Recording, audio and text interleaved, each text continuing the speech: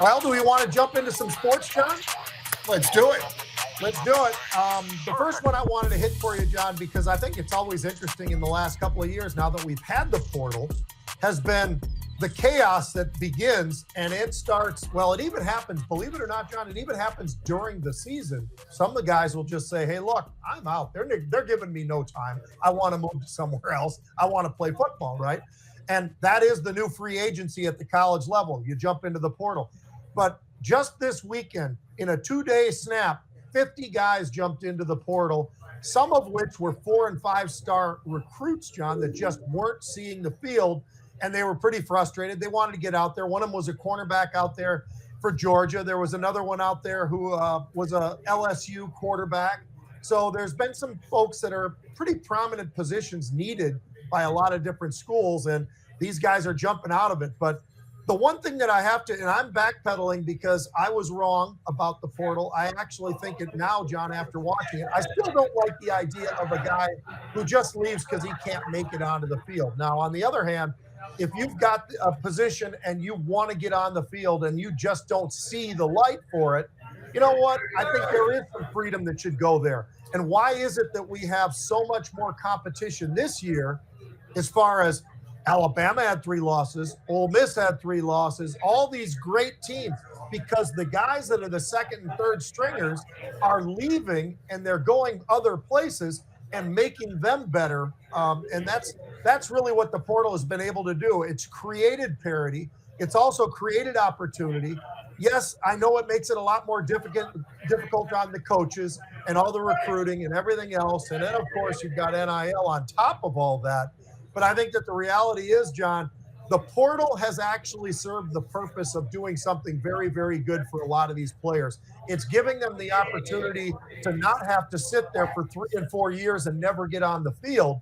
Now there's that opportunity to get out there and play the game that you want to play, right? So I actually, I kind of stepped back a little bit from what I'd said about a year ago when I said, you know what, it's just these kids that are jumping out because they can't get on the field. It's really less about that, and it's more about let the kids get an opportunity somewhere else. But that also takes the depth away, which is why there's so much more competitive this year. I don't know what they're going to do with these 12-team playoff, John, but it's going to be really interesting because how do you value the ACC? How do you value the Big 12? I mean, we all know about the Big 10 and the SEC. They're going to get what they want. But the ACC, the Big 12, some of these other conferences, it's a little bit different. Does Boise deserve to get in? They got one more game, by the way. They got to play UNLV. But Boise deserves to get in, especially if they win that game, John. They should be in there. And in my opinion, I know you love Travis Hunter. That running back at Boise State, to me, that is the Heisman Trophy winner. That kid has broken every record. He's unbelievable. And running backs actually finally matter again in the NFL. Well, I agree with you. I agree on the depth that Bama and Ole Miss and all these teams used to have, Georgia included, used to have this massive depth. They didn't rebuild, they reloaded, as they say. But in this case, I think that running back that you're talking about from Boise State is a phenom. The only reason I still stick with Travis Hunter, well, you know, what did they beat OSU by, Pete? 52-0? 52-0, I think. And Travis had what? Was it 2 or 3 touchdowns? 3. 3 touchdowns, and he played 100 plays again because he goes both ways. I mean, that's why I say he's the Heisman. He is now in the pros. He's really obviously going to just play one way. Would they bring him in occasionally for a like a nickel situation? They should, and I think some team would. But yeah, I think that's your Heisman winner. But on the other hand, like you say, if Boise State gets into the playoffs and goes deep into the playoffs, then maybe the competition that they've been playing, that this guy's been racking up yards against, isn't as bad as perhaps I thought it was. Yeah, you're right about that part of it. And that's the part that's always difficult to figure out is the guys playing at a lesser conference or whatever. Is it him or is it the fact that they're lesser? That's almost impossible to know until you get to the next level. So we will see. But Travis Hunter's very deserving, and he's the guy that everybody says, including Las Vegas, is going to win the Heisman. So I think he will win it. But I think the world of this kid in Boise State. All right, John. Fired coaches in college football. The coaching carousel begins. So I counted it up just in the last couple of days. There's going to be more, I think, but there's already 15 major colleges that have dropped their coaches. It's amazing. UCF, FIU, FAU, North Carolina, Tulsa, Temple, Southern Miss, West Virginia. But the one I was going to focus on for you and I, John, is Purdue. So it's a major conference. And did this guy deserve to get fired? I hate to say it. You never want to see a guy get fired, but yes, it's the answer. Here's why, John. He had 11 straight losses. He's only been there 2 seasons. He had 11 straight losses. Ryan Walters is his name. 2 of the worst losses in program history were logged while he's been there. Some of the worst measurements of offense and defensive stats that anybody's ever had as a head coach, that's in there. He's 5-19 in 2 years, and he's 3-15 in the Big Ten. I mean, holy smokes, this poor guy just could not get it done. And I'll tell you, people might not know this, but Purdue can be a school that actually gets out there and they get somewhere into the middle pack a lot of the time in the Big Ten.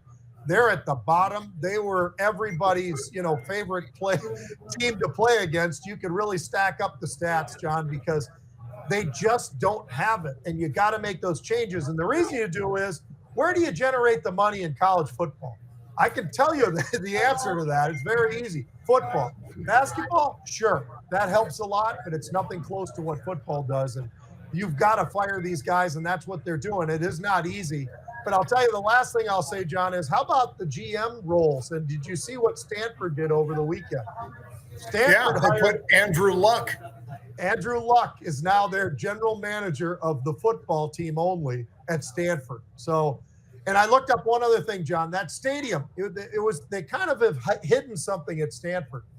They now only have 50,000 seats. They had games this year, at least 2 or 3 under 20,000 tickets were sold on a 50,000. Now, John, it's still a 90,000 seat stadium. They just reconfigured it because they couldn't put anybody in the damn thing. They can't even fill up 50,000. This was a Pac-12 ACC team now with Cal, but they just cannot get them in there. That's the job of the new GM. Andrew Luck is players, athletics, this, that, and the other. And the other is the game day experience. Well, I know what the game day experience is. Sell some damn tickets. And Stanford hasn't done it. And I think Andrew Luck he's got his work cut out for him. Truly he does, Pete. And so does Ohio State. I mean, They had a payroll that practically rivaled NFL teams. And yet, against a quarterback that everybody said this is a pushover, they were a 19-point favorite at home, and they lose. And this is his 3rd or 4th straight loss to Michigan, Pete? I mean, 4. I think if you're a 4-year player right now at Ohio State's never beaten Michigan. Wow. How about that? I mean, that's pretty damn bad. And then both teams get fined $100,000 or more. I don't know if the Big Ten's done yet, but at least $100,000. Both teams got fined for the end of the game festivities. Yeah. Where it's basically a gang fight. And it was, pretty bad on both sides. But I could understand the frustration at Ohio State with the fans, with the boosters, with the NIL people that are posting up that big money.